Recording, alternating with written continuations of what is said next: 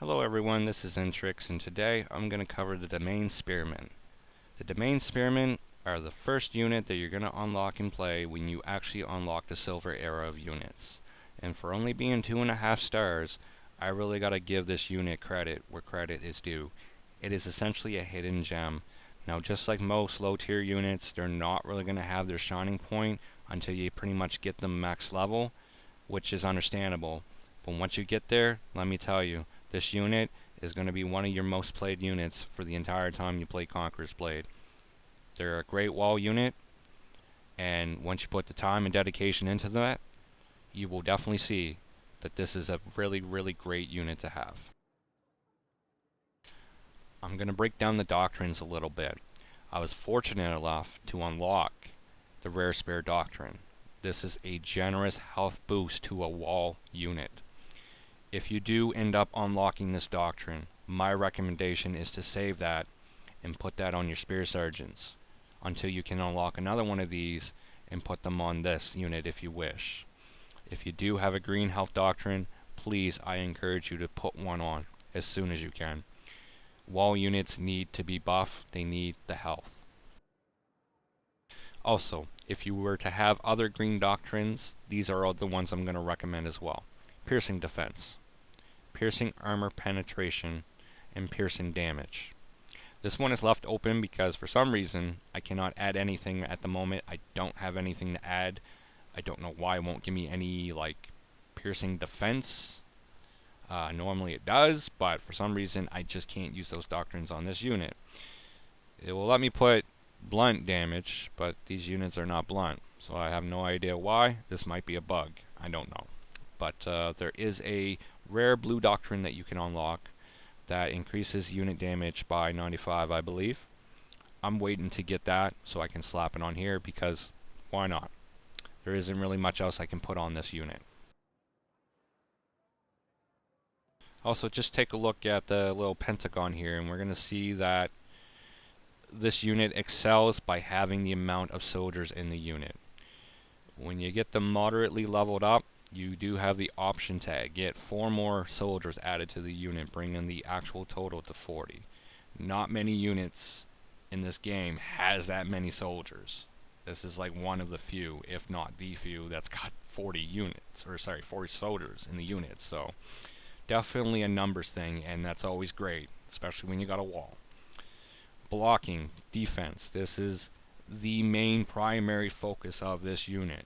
They're not going to be the greatest in damaging, although this is why I recommend adding the doctrine later because, hey, it helps, right? Just because you want to hold a wall and make a line doesn't mean that you don't want to hurt the enemy as well. Do as much as you can, make these guys as versatile as you can. And speed. Now for a shield unit, that's pretty fast, because a lot of other shield units are more sluggish than that. And this is one of their shining moments, is their speed, and I'm going to show you.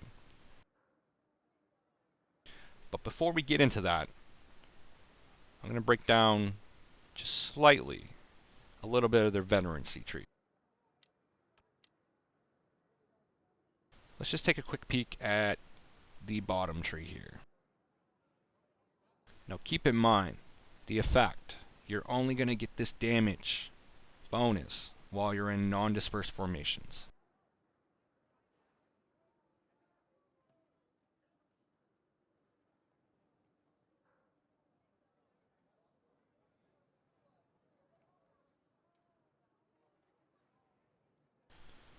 So they do get some big damage increases, as long as they're in non-dispersed formations. And they do get a lot of range defense, which is excellent. But I'm still going with the top tree, and I'm going to show you why. Right off the get-go, every time you level this, and you can level this 3 times, by the time that they're level 4, level 5, you already got plus 120 blocking. Add 4 more soldiers to the unit. Now, a 36 soldier unit becomes a 40 soldier unit. That's great for a wall, and in fact, it is the longest line in shields that you can have. Blocking recovery is essentially nice to have. It's when a unit gets knocked down and how quickly it can get back up. the main spearmen are not going to be that great against cavalry. They're most definitely not going to be great against heavy cavalry. Depending on the light cavalry, they might be okay-ish. But I would still expect that they would have a little bit of a struggle when it comes to any type of cavalry.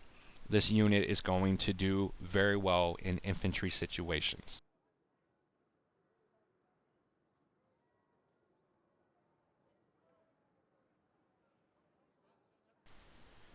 So now they become a lot more tankier, a lot more beefier, especially when you get to like level 7, level 8, level 9, level 10. They're becoming a lot more tankier, and they're really going to show that. So then when you get to level 15, which is the max level of them, you can level this. Now, I use this unit a lot in siege battle, so I think this is a nice bonus. Although, if you feel like you don't want to do this, you do have the option of leveling this. If you level that once, it's a modest increase, but as you can see, you look at the Pentagon, and it does give them a slight more advantage to be able to attack and damage units. So it's really up to you. If you want them to be more versatile in whatever you're doing, such as like territory wars, rebel camps, expeditions, whatever game mode outside of siege, it's a modest little increase that's fair. But if you really want to use them and you think you're going to be using them a lot in siege, this right here is what you want. It's going to be a beautiful addition to have.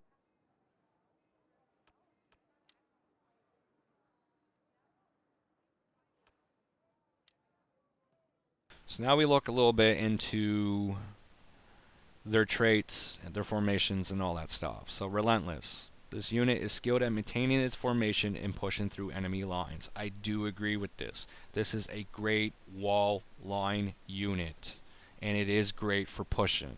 Also, their speed, they're like one of the fastest shield units in the game. So if you need a shield that is moderately good, and you need it quick, and you need to try to push the enemy back or get in advance, this is the unit you want because they move fast. Formations are quite simple. You got your double line shield wall, and then you got your turtle formation. These are going to leave your demesne spearmen open to behind attacks. So having things like this is great, but even with that, it's still going to open them up. And most units are vulnerable from the back. That makes sense, but to put in perspective, this will help a lot and make them a lot more versatile. Unit orders advance. So in situations, it's great to have that as well. Now we're going to get a little bit into their nodes. So we're going to go and look at the nodes. Kite shield training. Each level increases the main spearman's block by 5% of their base value. You can level that 3 times. That means a total of 15%. It doesn't matter when you level the nodes, although I would recommend that you do it sooner than later. It's hard to put a figure on it because as you're leveling, this node is going to shine your units more the more you level them up. So even in the beginning, you're going to see a modest increase, but as you level up your units, you're really going to see that modest increase tenfold. If I do remember correctly, it costs 750 honor to unlock the first level of the node, and then it doubles. Just every node is going to double. So 750 becomes 1500, 1500 becomes 3000. Congratulations, you've now maxed a node. And here's the other one that really makes this unit shine. To be able to level their speed to be faster by 10% total. That is huge as well, and that is why this unit is such a great wall unit. They have a lot of numbers, they have a lot of soldiers in the unit, they do have great blocking abilities. Once you get them doctoring up and all the nodes and all that, they will be able to dish out a fair amount of damage, but be able to hold a line and be quick about doing it. When you need a line and you need a shield line there as soon as possible, these guys are going to fly. And essentially, they are a spear sergeant in training. So they're still a great unit because I consider the spear sergeants one of the best shield units, if not the best wall unit in the game. And the demesne spearmen do not fall far from the spear sergeants. They're a little bit more of a basic version of them, and they're not as armored, which is fine, because despite that, 2.5-star unit, they're doing quite well. Also, to break into leadership perspectives, this is a great filler regardless if you're playing a siege battle or if you're doing a territory war. Most people can only bring maybe one tier 5 unit, one tier 4 unit, maybe 2 tier 4 units, and a 2-star unit, or maybe the odd 3-star unit. If you have the ability to take maybe even a 4-star unit and squeeze 2 3-star or 2-star unit in there, and if you wanted to focus on like walls, having the domain spearmen plus the spear sergeants would be a great way to have a good defensive line continuously going. In the very beginning, it might even be more logical to even use the domain spearmen first, especially in territory wars, because you want lines set up so that you're providing cover for your troops. Spear sergeants are tanky, but they're very sluggish. The men spearmen can just run lightning fast, set up a line, whatever the case may be. They're very versatile and they're very tough given what they are. I hope that this video is very informative for you and it helps you understand the domain spearmen a little bit more. Thank you for watching.